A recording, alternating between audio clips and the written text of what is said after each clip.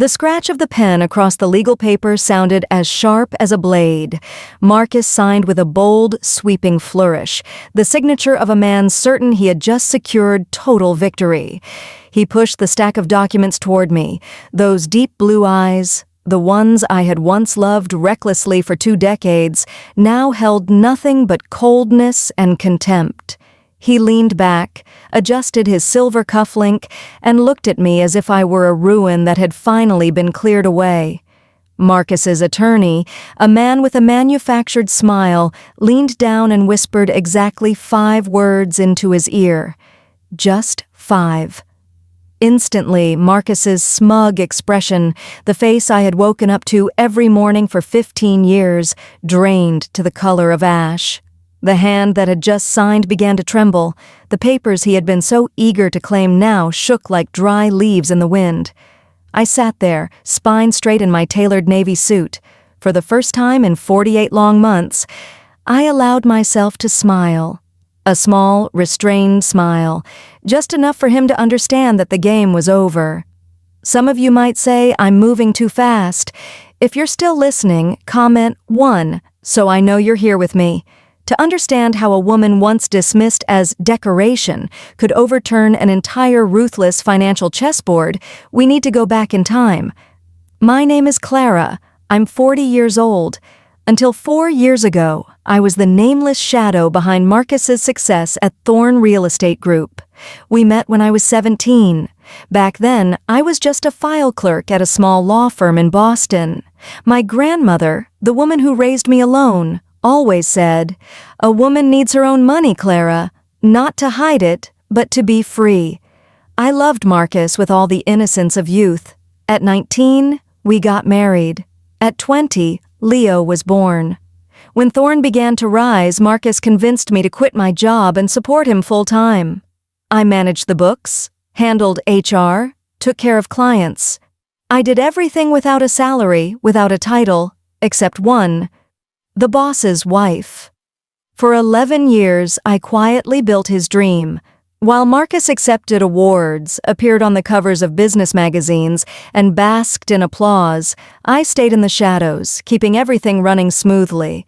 Then the betrayal came without warning.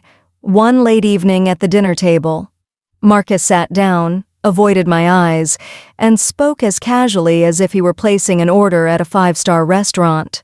"I want a divorce. I'll take the house, the cars, and the entire company. You keep Leo and a small allowance." My heart nearly shattered in that moment, but a survival instinct rose up and stopped me from screaming. The truth is, I had already been preparing for 48 months, 4 full years, since the day I accidentally discovered an encrypted file hidden on the company server. 4 years ago, while reviewing the company's accounts payable, I uncovered the horrifying truth behind Thorn's polished image.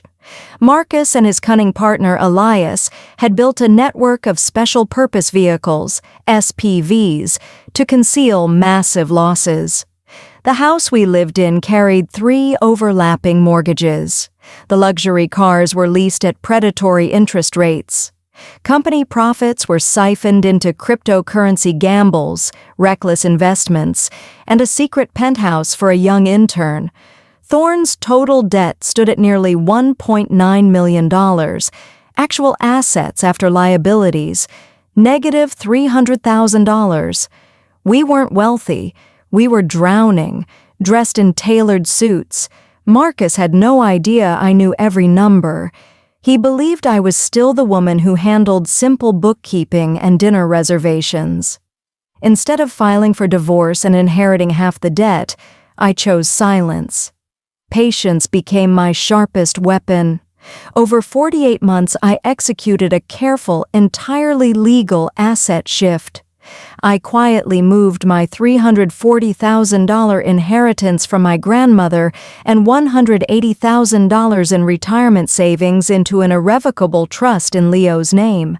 Under U.S. financial law, once structured properly, assets in such a trust are protected from creditors and divorce judgments. At the same time, I continued playing the devoted wife. I helped Marcus restructure Thorne's debt, ensuring the personal guarantees were tightly bound to him and Elias. They were so confident in their manipulation that they eagerly had me sign documents relinquishing ownership rights, documents that, in reality, detached me from liability. And today, in that courtroom, the curtain finally fell.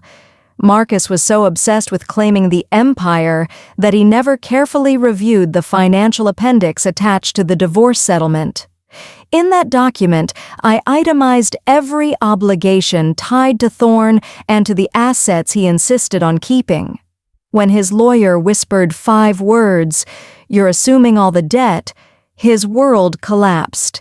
He hadn't won property. He had won overdue invoices, foreclosure notices, and irreversible losses. The judge's gavel struck.